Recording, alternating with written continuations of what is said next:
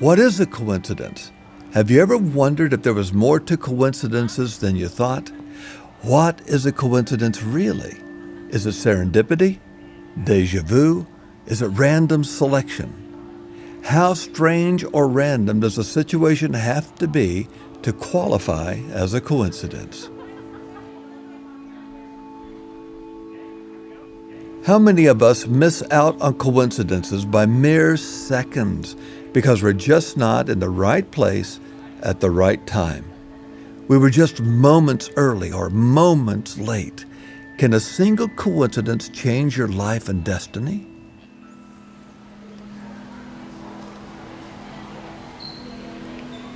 Excuse me, you wouldn't happen to work at biotech, would you? I do. You wouldn't by any chance be working in the research department, would you? I do. Have you experienced a coincidence? Or perhaps you live a life full of coincidences.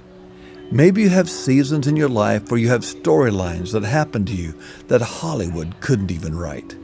Then there are other seasons of nothing. On the road to destiny, the road is full of coincidences. Destiny isn't fate. It's not rigid. It's not fixed.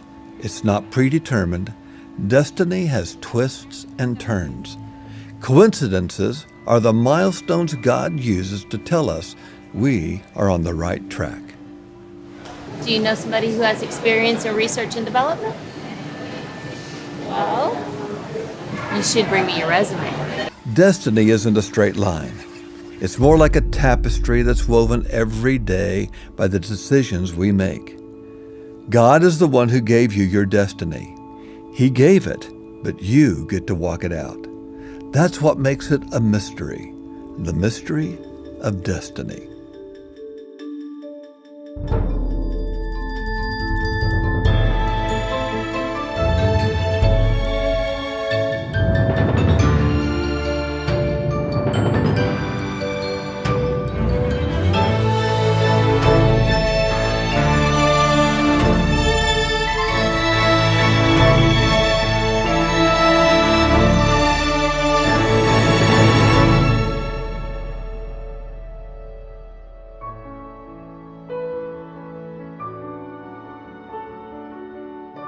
There's this mysterious tension that takes place between the choices we make and this thing we call destiny. What is destiny anyway? Is destiny the same thing as fate? Is it fate that you're watching this program? Or is it part of God's master plan? Can a destiny be lost? What happens to the destiny of those who die prematurely? What happens to the destiny of those who simply choose another path? Can a person miss their destiny? If God truly knows the end from the beginning and the beginning from the end, then wouldn't God know that you would choose a different path?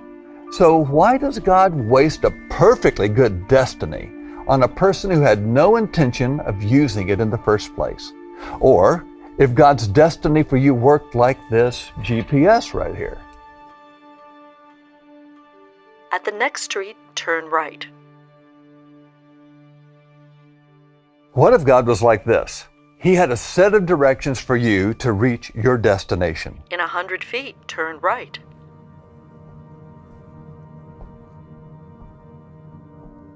Recalculating. But instead of giving up on you when you made the wrong choice, He just recalculates. God has chosen a destiny for you, and He isn't going to take it back just because you've made a few bad choices. We've all made bad choices, and we're grateful that God has given us mercy. You might have heard the phrase, the gifts and callings of God are irrevocable. What does that mean? Well, that means that God gives you gifts or talents or abilities. He's not going to take them back.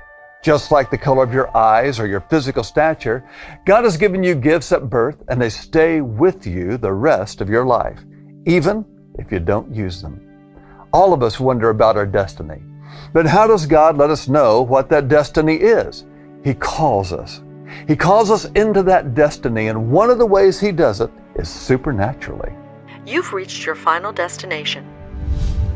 God calls people into their destiny in many ways, and many are supernatural or beyond natural or beyond normal explanation anyway. One amazing way is for a person to have an encounter with God where He shows the person their whole life unfolding right before their eyes. Just like watching a movie and fast forward. God could show you everyone you're destined to influence and impact. He can show you the whole picture in one experience, one vision, one dream. But usually it doesn't happen that way, and that's really a good thing. Can you imagine if this GPS device gave you all the directions to your destination all at once and then just shut off? My memory's not that good, so I don't think that would be quite helpful in the way that we want anyway. God, much like this GPS device, gives you your directions along the way. But you have to leave the driveway first. In other words, you have to get out of the rut you may be in. You have to exercise faith. Along the way, God will give you directions. Sometimes those directions come from supernatural means. One of the ways that God helps you reach your destination is through a prophetic word. Now, a prophetic word is simply the heart of God revealed to one person for the benefit of someone else. Why would God trust another human being with something as important as your destiny? Well, a prophetic word isn't your destiny. You see, a prophetic word is a lot like this caution sign. You see, this sign, for instance, says caution. Like all signs, the sign itself isn't the destination. The sign is designed to help you reach your destination. This sign is a sign of warning. It's something coming up on the road ahead. And it's no different than if this sign would have said, next rest stop 5 miles. You see, it's meant to help you. The sign is what helps you reach that destination by providing direction, encouragement, or sometimes a warning, just like this. Remember, not all prophetic words are "Thus saith the Lord" proclamations to the nation. If that's all you think about when you hear the term prophetic words, then you could be missing out on an important way God speaks to His people. In fact, most prophetic words are personal prophecy. One of the first prophetic words that Jesus gave during His ministry wasn't to the nation of Israel. It was to one person, Nathanael. When Jesus saw Nathanael approaching, He said this, "Behold, an Israelite indeed, in whom there is no deceit." Why did Jesus say that to Nathanael? Well, personal prophecy can sometimes seem out of left field, but to the person receiving that word, it can be the right word at the right time. Nathanael needed to know what God thought about him right then in order to stay on course. Sometimes you think you know what God has told you, but opposition comes and you question if God has a purpose and a plan for your life at all. Sometimes you need a reminder. Sometimes you just need a sign. Are you looking for a sign?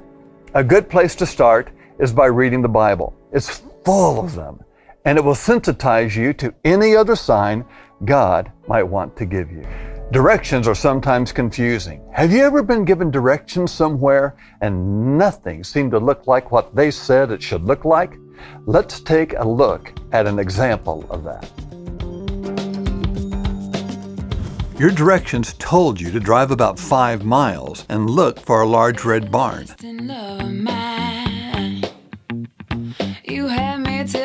But you've driven 8 miles already and you haven't seen the barn. I will always be yours. Your first response might be to make a U-turn. Everlasting love of mine. Take your light, let it shine.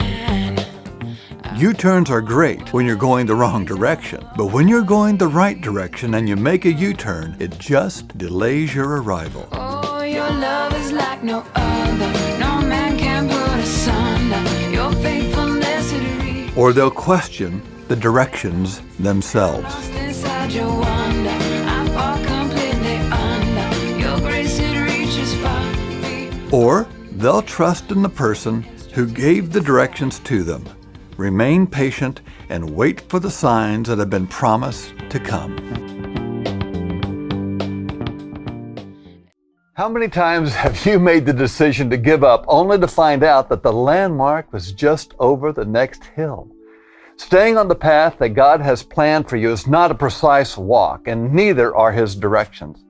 That's actually a good thing, because there's something I call the clarity cost principle that you should consider when wondering, when is God going to give me direction? The clarity cost principle is a spiritual principle that says the clearer the direction you receive from God, the greater the cost or difficulty. Difficulty in what? Difficulty fulfilling what He's called you to do. Let me restate that again. The clarity cost principle means that the clearer or more specific the direction you get from God, the more difficult it will be to fulfill it. Clarity is given so that when times are difficult, you don't forget it was God who told you to do it. You might remember the story of Noah. Do you remember Bill Cosby's version? Noah, I want you to build an ark. And Noah responds to God by saying, sure, God. What's an ark? Let's bring this into your life. Let's say you're called to be a leader of young adults. You may have received that call in a variety of ways, and you have a desire in your heart to do that. That's one level of calling, that desire level of calling. But if you hear the audible voice of God tell you that you're called to be a young adult leader, that's a whole lot different. The call has now become very, very clear. So let me explain it a different way. Let's give that destiny a name, the inner city youth leader. See, your destiny is that you're called to gather and lead an inner city group of young adults that will change their neighborhood through community service. That's the destiny that God has gifted and called you to. When I arrive at this desk, I'm fulfilling or have fulfilled the purpose for which I was created, the one that God created me for. At the end of this rope, this end that I'm holding is me. This rope can be very long or this rope can be very short, depending on where you are going towards your destiny. When you haven't been given a clear message from God, like Noah, what are you supposed to do? It doesn't mean that God doesn't have a plan for you. It means that in God's plans, at this point, the rope is very long. In other words, you have a lot of flexibility in what God's called you to do. Some call this great grace, meaning you can do a lot of things without violating what God's told you to do. So let's say I feel like I'm supposed to work with youth, but I haven't been given clear directions, like where. I get along great with them. They seem like they like me. They want to hang out with me. Great. Well, at this point, I have a lot of slack in my rope.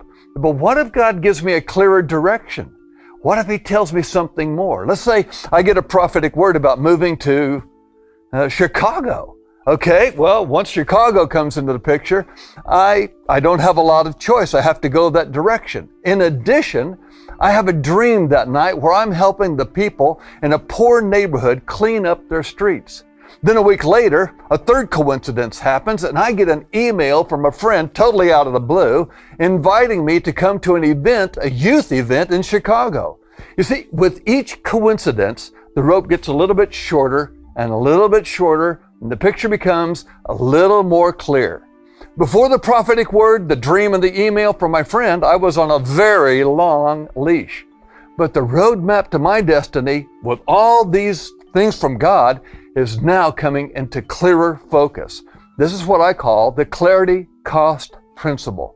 With greater clarity comes greater cost. You don't have room to deviate. So what is the clarity costing you?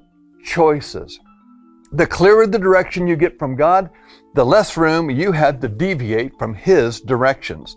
Let me describe it one other way.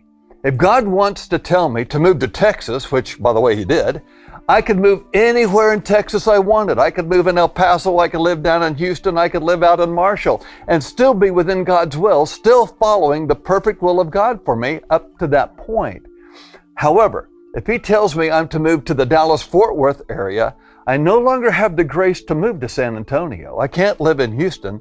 I need to live in the Dallas-Fort Worth area. And if He tells me to move to a specific suburb of Dallas, I no longer have the rope or the length or the flexibility to live outside of that suburb. You see, it costs something when you receive clear revelation from God about your future. Many times it means that what you used to get away with, you no longer get away with. What you used to be able to do, you're no longer able to do. Whether or not I reach my destiny is up to me. I can untie the rope at any moment. I can unvolunteer, but what choice could I possibly make that would lead to greater joy than fulfilling the very purpose for which I was created? Hold on to this rope, because there's one thing you can be sure of. God won't let go of His end. The wonderful thing about dreams is that when you understand them, they reveal facets of your destiny. It could be as subtle as a simple course correction, or it could be a complete picture of your future full of vibrant color and supernatural splendor. Think about the dream that Joseph had about the stars and the sheaves of wheat. Boy, there's a dream. Dreams are truly messages from eternity, and when you interpret their meaning, you can catch a glimpse of the future and your place in it.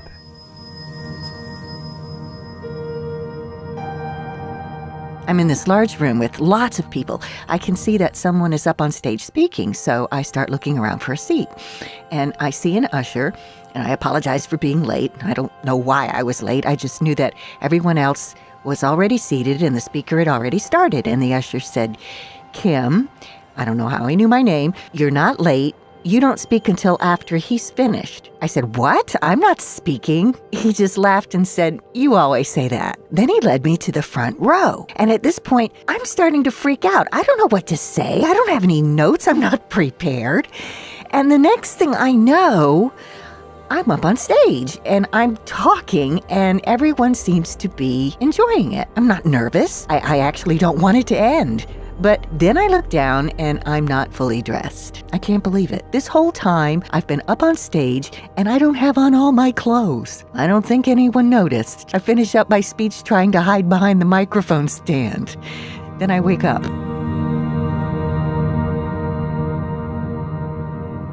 This is a stellar dream. It's a calling dream, but it also has several key points to it that will help you reach your destiny. First of all, the dream is calling you to a public role, or to a role where you'll have influence over large groups of people. You may not recognize this calling right now, as evidenced in the dream by you thinking you were supposed to be part of the audience. But God has created within you the ability to influence others, and has given you what the Bible calls favor with man. And God wants you to start preparing now to be ready when He gives you the platform to speak to large groups of people. It takes some preparation. And part of that preparation might be overcoming a fear of public speaking. Second, this part really is stressed in your dream. In order for you to come across as credible and believable, in order for you to reach the audience that you're supposed to reach, you'll need to be transparent.